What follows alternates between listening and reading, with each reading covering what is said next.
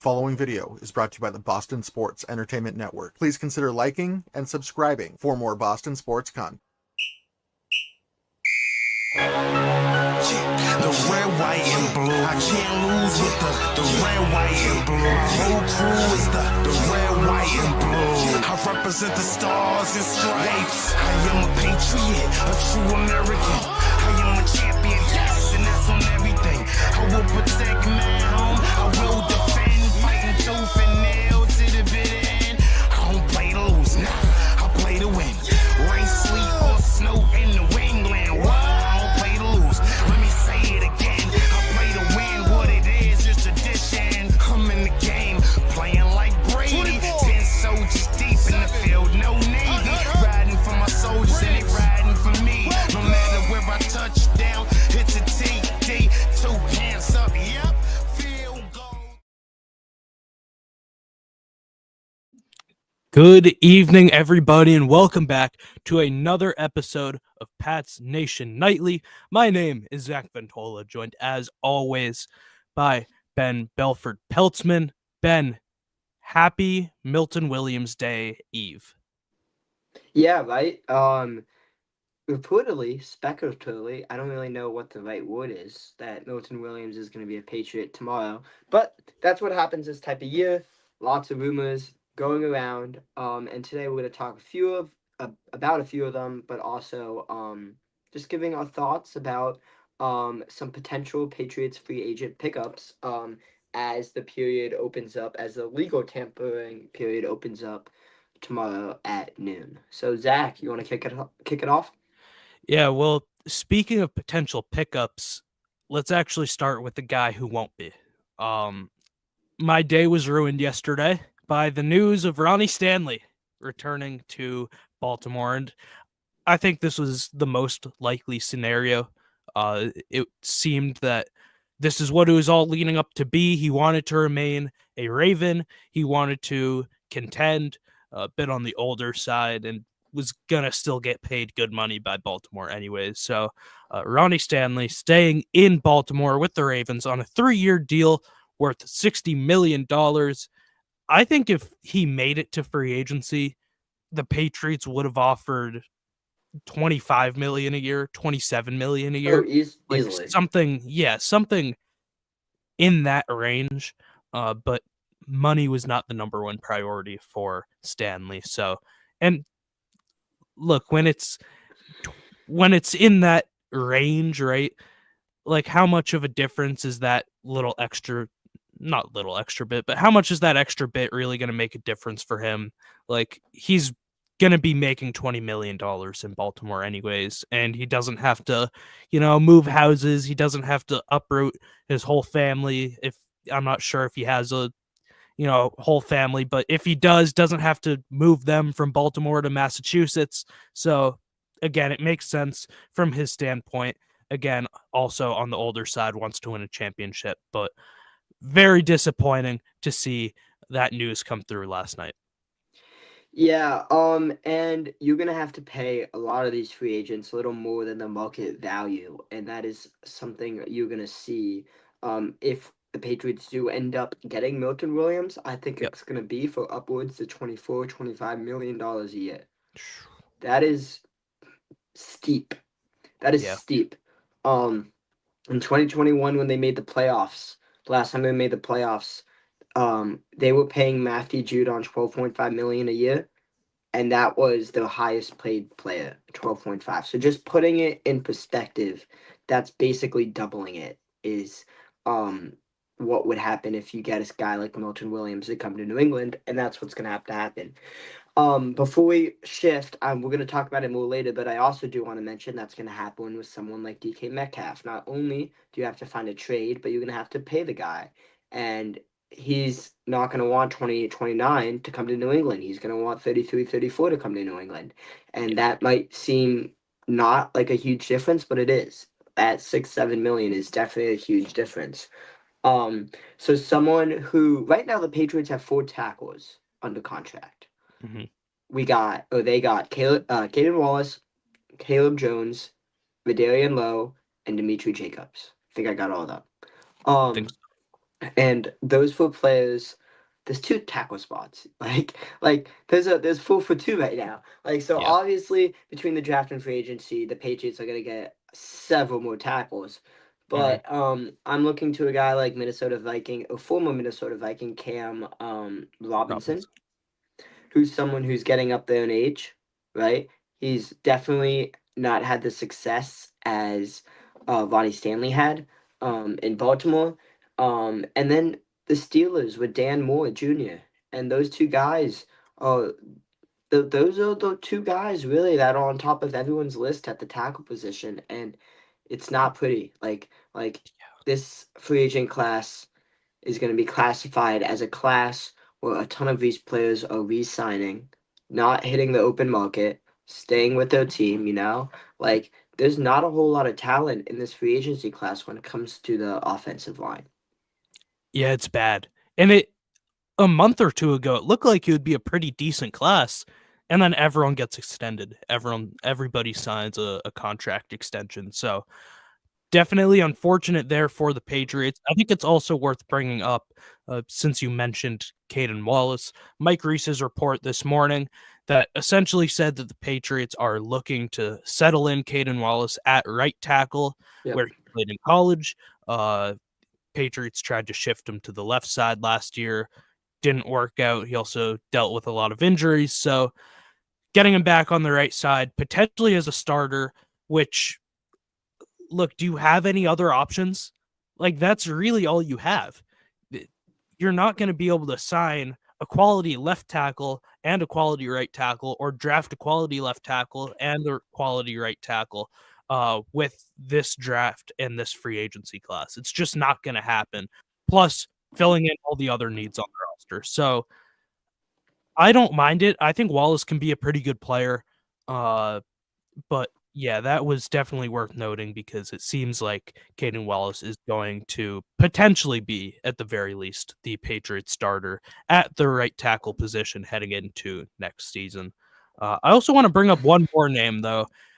As you said, with Cam Robinson, Dan Moore, those are kind of the 2 top of the market type of guys. Dan Moore, I think I saw a report that said the Patriots are more likely to pursue Dan Moore than they are to pursue Cam Robinson, but I may be wrong about that. But with that being said, another name I want to bring up is Jalen Moore from the 49ers. Not as much experience as Dan Moore and Cam Robinson.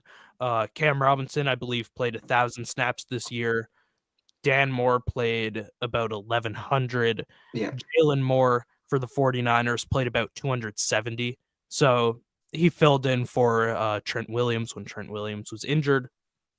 But 270 snaps last year, 0 penalties, 1 sack allowed, compared to Dan Moore, who had 1,100 snaps, better, but 5 penalties and 12 sacks allowed. And Cam Robinson, who played 1,000 snaps but had 13 penalties, allowed 7 sacks, and I believe also led the league in pressures, but I may be wrong about that. No, he did. Yeah, so I like the option of Jalen Moore more. And actually, Carlos brings it up in the chat. I didn't even see it at the when I was saying that, but I know that I saw Carlos's tweet earlier from today, and that kind of is what led me down the path of Jalen Moore. I honestly think he's probably a better option than Dan Moore or Cam Robinson, just looking at the numbers, and I have to dive into the tape a bit more. But are the Patriots going to prefer I think they may prefer Dan Moore or Cam Robinson just because they might feel more comfortable with it. Like Jalen Moore, even though he might be a better player, is still a bit more of a question mark, if that makes sense. You don't know for a fact what you're getting out of him, whereas you more so do with Cam Robinson and Dan Moore.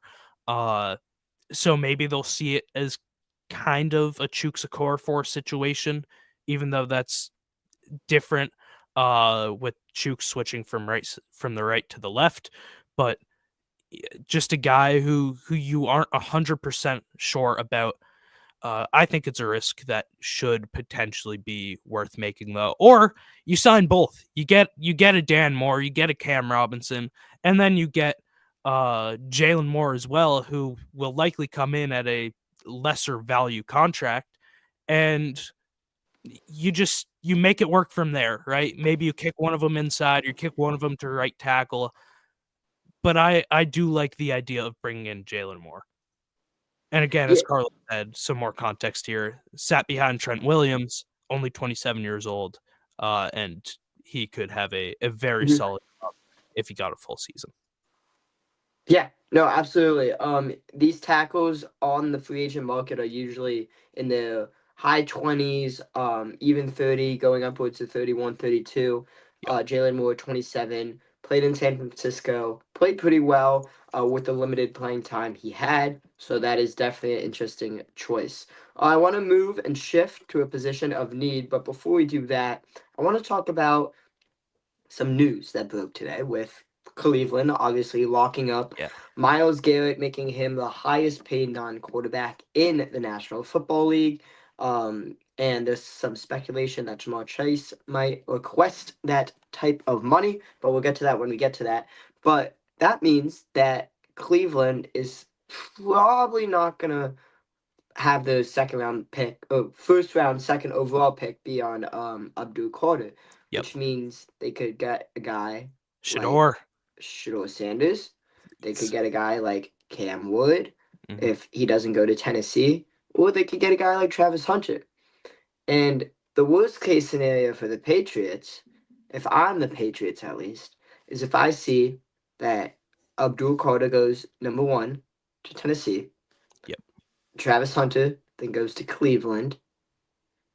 And then New York could get a quarterback, whatever, Mhm. someone in front of us. But now you're really left with reaching on a, so to speak, tackle that's probably going to play guard in the NFL.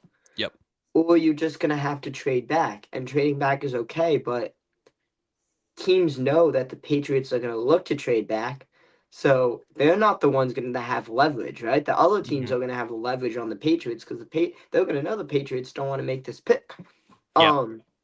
So that worries me a little bit.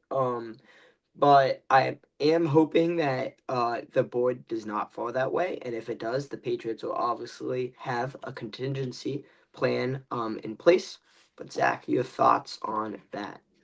So this isn't gonna happen what I'm about to lay out, but I think it would be awesome if it did. What if the Patriots played chess and not checkers?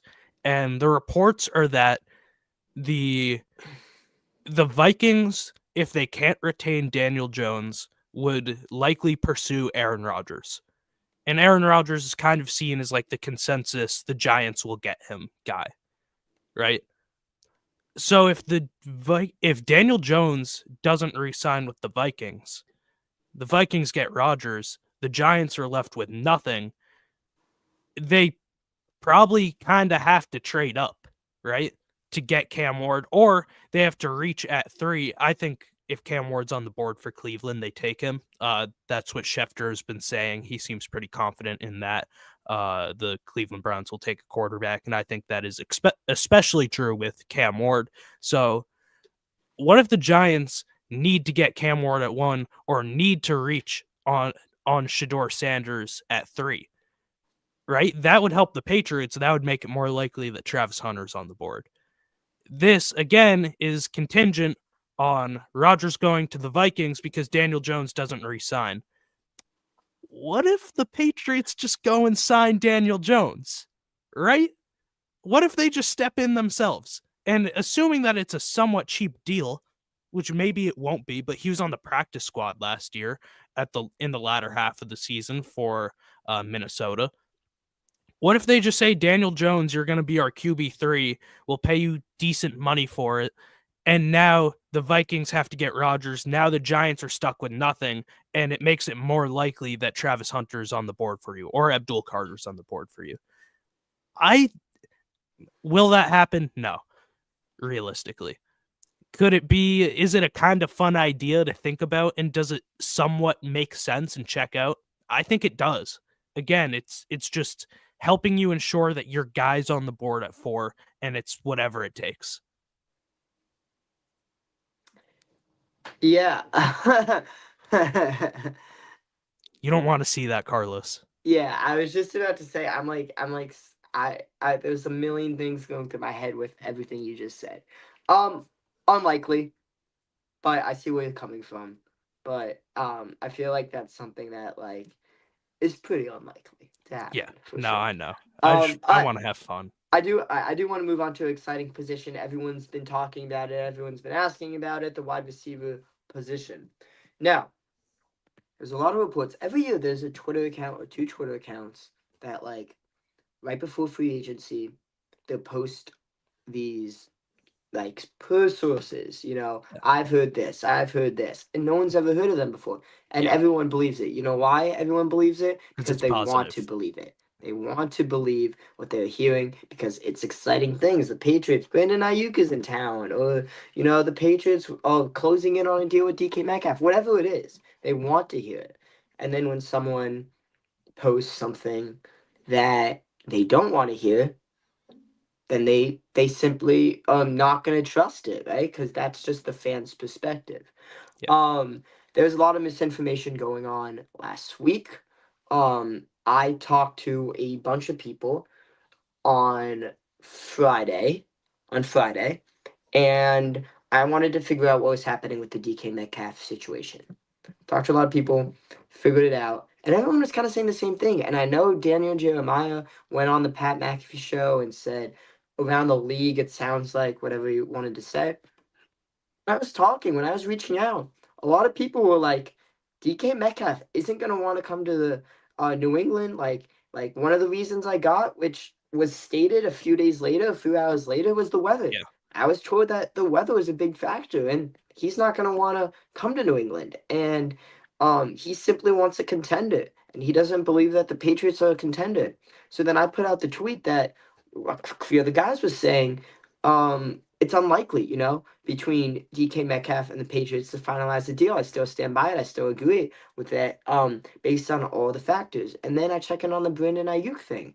And there's a report saying he was getting a physical or whatever it said. And I don't, to be honest, like, when I reached out to ask about that, they were like, I don't know where you're hearing this information from.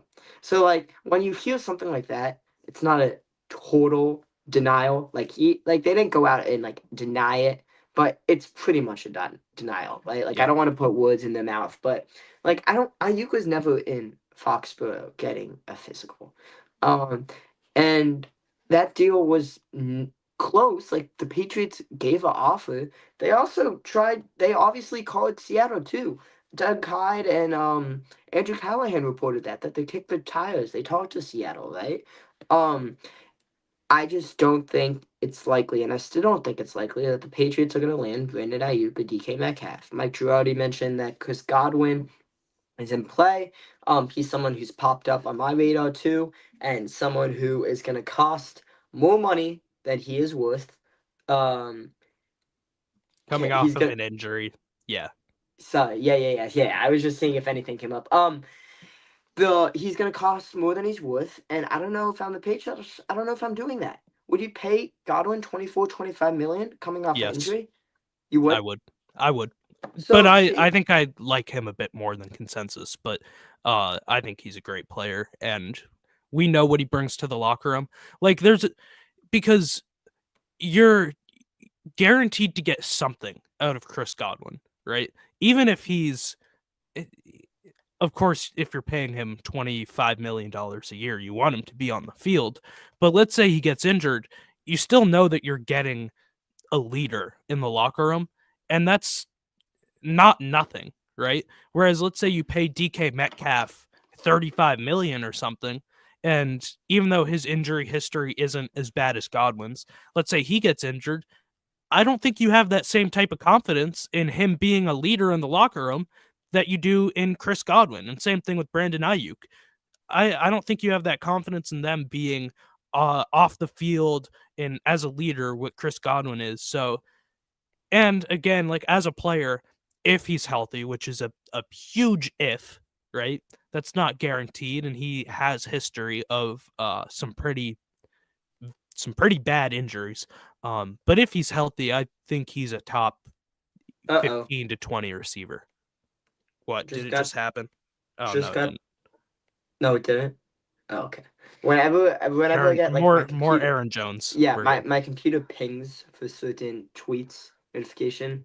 Like I have an app, so for like 3 or 4 of them, it does a little like ping if it's Schefter, Rappaport, or Shorts, and every time I'm like, Yeah. oh, here it comes. But no, um, I think yeah, it's I totally agree. And you've been on Chris Godwin for a long time, and I respect it. And if he signed with the Patriots, I totally would not be like unhappy about it. Like I wouldn't be thrilled, but I would be excited about it. That's another pass catcher, right? Um, there was some I forgot who said it, but something that the Patriots checked in on Kyle Pitts. I don't really know about that, but I think there's going to be 1 or 2 players that catch the eye of either a sudden trade or a release. Um, and excuse me, speaking of releases, I don't know how true this is.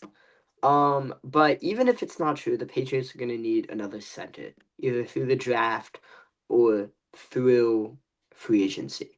And I don't know if you agree with yeah, that, but I yeah, just fair. I do. You need another center. So even if David Andrews decides to retire, even if he doesn't cut whatever, leaves the team, you're still going to need another center. So between offensive line, including the center, wide receivers, and now we're going to the defense, and they really need a defensive tackle.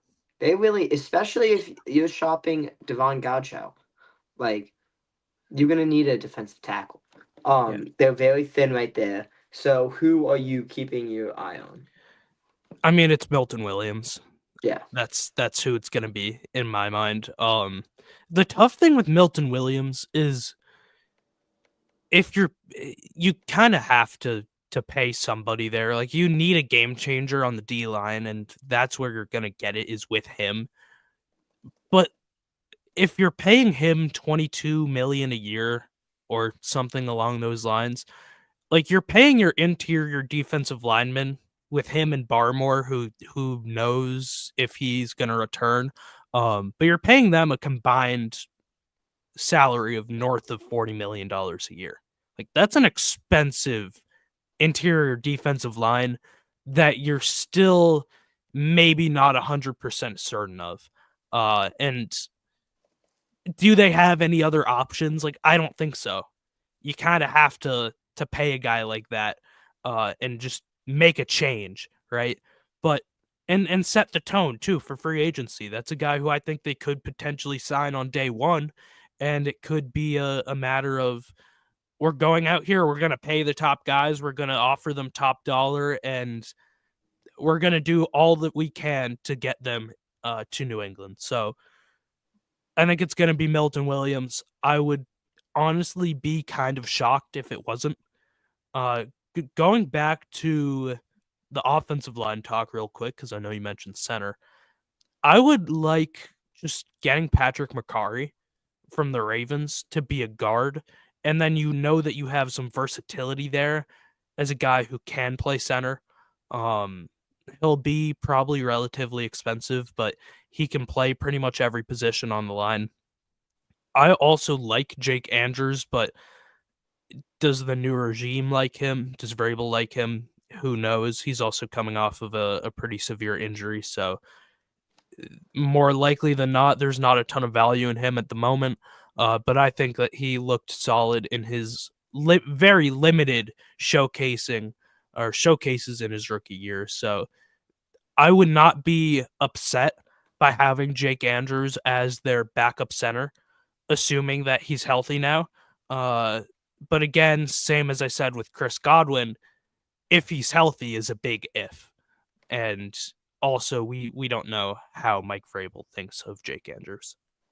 yeah. I also don't believe the David Andrews stuff at all. So Oh, I'm not worried about that. I don't either. I do not either. I just think that there's going to be a ton happening tomorrow, and I want to try to cover all of our bases on what could happen versus what is just purely rumors. Moving on to the last topic. It's going to be kind of a shorter show today, just because we're going to be live a lot this week. And I would rather talk about substantiated. Is that a word? Substantial?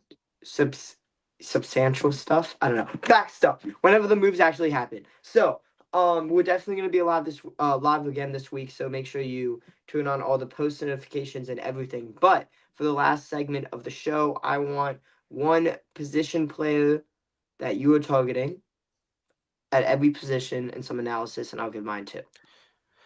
Okay, position by position. Can I say Daniel Jones again for quarterback? I mean, No, I'll go. I mean, I don't think quarterback is much of a priority. So this is just like, whatever. I don't think this is gonna happen, but maybe Jameis Winston, just for a somewhat similar play style to Drake May. Uh,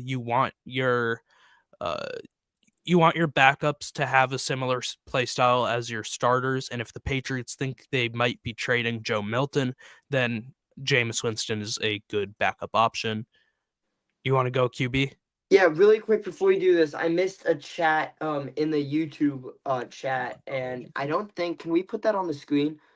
Is it this or Next there's one. two? There we go. Yeah, that one. Because that's an interesting thought here. So Cam here is saying if Chase wants 45 a year, they won't be able to pay 45 plus 30 plus 55 to the core three of Burrow, Higgins, and Chase. So maybe the Patriots offer a pick to Cincy now, the 38th, slight overpay, and get Higgins in the door. And you know what? I've wanted Higgins more than Ayuk. I wanted Higgins more than DK Metcalf. I wanted Higgins more than Chris Godwin. If you go back on our last show, Yep. T. Higgins was my number one. And honestly, I am being completely honest. Yes, that's an overpay. This would be the Do it. best solution to me, just because look at your last draft picks. Like, look how like poor these draft picks have been in the last few years, especially in the second round, especially in the third round, fourth round. Like, they haven't really been hitting. So that is someone who that is a solution that I would definitely like, and he is a wide receiver that could be an instant wide receiver one. That's appealing for so many reasons. And if the Patriots can make this happen, it does. I think it gives the Patriots leverage. Yeah. Yep. And they know now, the Bengals now know that they're gonna have to spend a lot more money than probably anticipated, and they're not gonna have that money. So that is a really, really good point brought up by Cam. I'm glad you said that. And Zach, I don't know if you want to share anything else on that. Yeah, I think it's more likely today than it was yesterday that T. Higgins will be traded because of that Myles Garrett contract.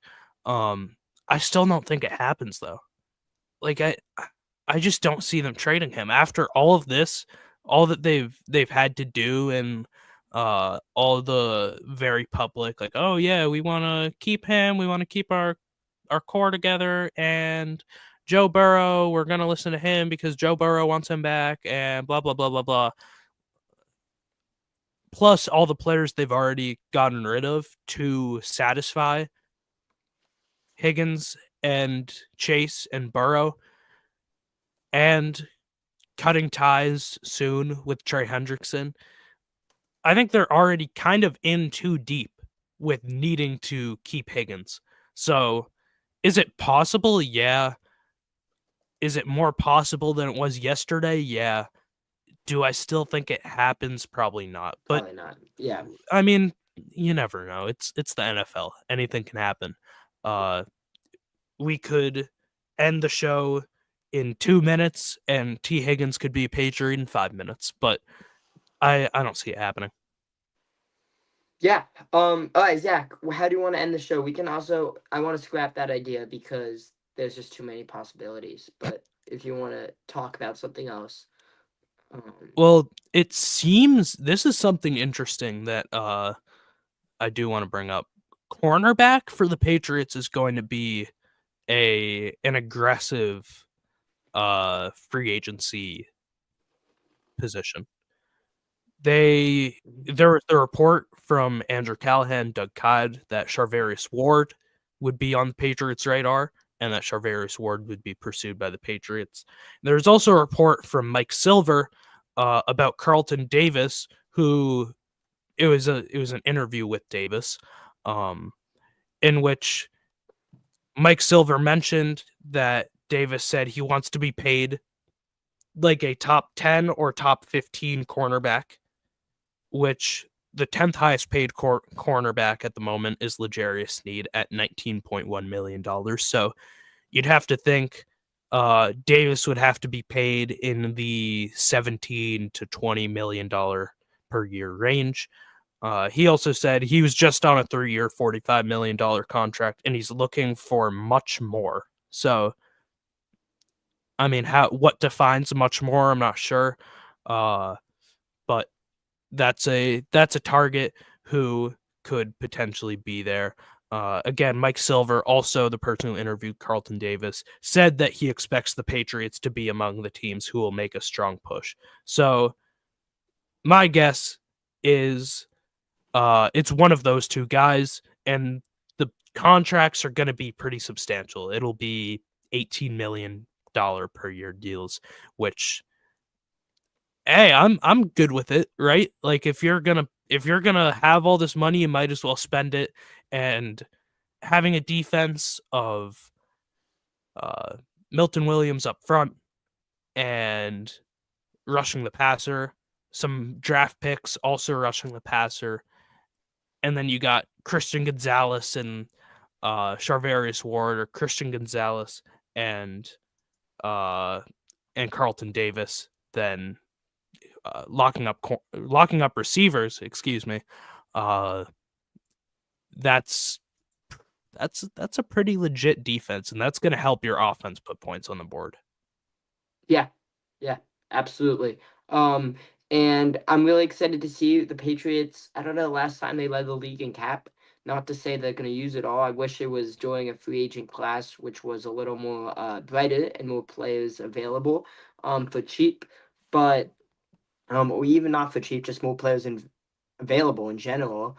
But that's not the case. I am hoping that they make at least 1 or 2 big signings, and then a couple multitude of other signings. And Mike Reese was reporting a few other guys are going to be aggressive tomorrow.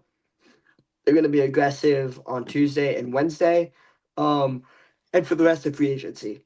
And that is something that I'm hoping stays true, because the fans just want results. Enough of the talk. They just want results. Yeah. So, like I said, make sure you guys have our notifications on. Follow both of us where you need to follow us on Twitter, on social media, on Instagram, wherever, because a lot of stuff is going to be appearing in the next few days. And we will be live tomorrow at 5:00 to go over all of the news that will hopefully come out tomorrow. Ben, over under 3.5. Over. Tomorrow. I'm hitting the over.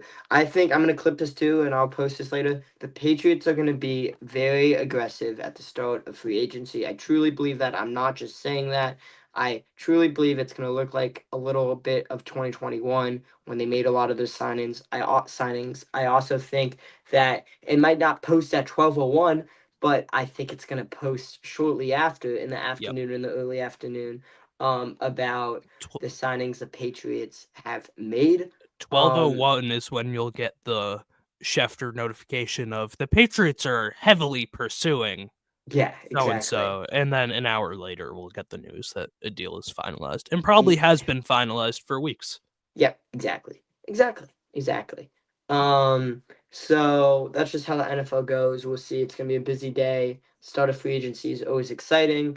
Again, the trades cannot be officially done until March 14th, the start of the new year. Is it the? I think it's the 12th. It's the 12th day. Something else is the 14th, so that crossed my mind. March 12th. So just keep your eyes on that happening. No trade can officially be official until the start of the new year. Yep, it's true. Last thing, real quick, just names for tomorrow. I know you said over. What are the names? Who's it going to be? I think Milton Williams is someone I'm going to keep my eye on. I think Tre'Davious Ward is someone I'm going to keep my eye on. Yep. I really hope Cam Jackson. I really do like him. I know he's not the best of the best. I really do like his Robinson? playing style. Yeah. Sorry, did I say Jackson. It's fine. Jackson? I meant Yeah, you did. Robinson. So those three guys I'm gonna keep my eyes on, and then I'm looking at some of the under the radar signings. And then of course there's gonna be re-signings that take place. Zach mentioned before the show Austin Hooper, someone who hasn't got a lot to talk about, or anyone to talk about him recently. I'm shocked Someone who about had that. 0 drops. And then I'm looking at guys like Jonathan Jones, who are 50-50 on coming back. And the Patriots, other than that, don't have a whole lot of free agents that I would care about if they stay or not. Joey Sly's interesting. Dietrich Wise is someone who's kind of interesting. I think they're going to let Sly walk. I think Wise is going to go play somewhere else. And I don't know what happens to someone like Jacoby Brissett. Do you keep him around as a third quarterback, or do you let him walk? So these are all interesting things to keep your eye on. Yeah, how about I believe he's a free agent. How about Chad Ryland at kicker? No. Why not? Why Why not? not? Because he probably hates everyone in New England. I don't think so. I think so. The Maybe. fans were awful to him. I would not want to come back here. Yeah, Plus, I guess. it's like, why would you want to come back? Why would you want to come back to a team that let you go? Two reasons. One, maybe he's not a free agent. I don't see him on the list anymore, but I thought he I was. just wouldn't, like, they didn't believe in him. Two reasons, though. Two reasons. One, if they offer him the most money, and two, if he wants to play with, he's still friends with Bryce Behringer and I'm sure Joe Cardona. Yeah, but like, I think both of them are getting up I there may in be age. wrong, but he was posting. Yeah, but he was posting Instagram stories from Boston, like in the off season. So I think he still has an apartment in Boston. Like he could. No. I have no interest in that. He was not good. It's added pressure. Just. Well, he was good. He was good in Arizona. He was. But that's okay. Yeah. Okay. That's okay. Well, we are gonna wrap up now. Thank you guys so much for listening. Appreciate you guys. Turn on notifications. We'll be live again. Jamie and Sherwood tomorrow. Anyways, sorry. Okay. Keep going. Yes. Keep your eye on him. Tomorrow. Thank you guys for listening. 5 p.m. We're live. Notifications on. And yeah, that's it. Have a good rest of your weekend. See you guys.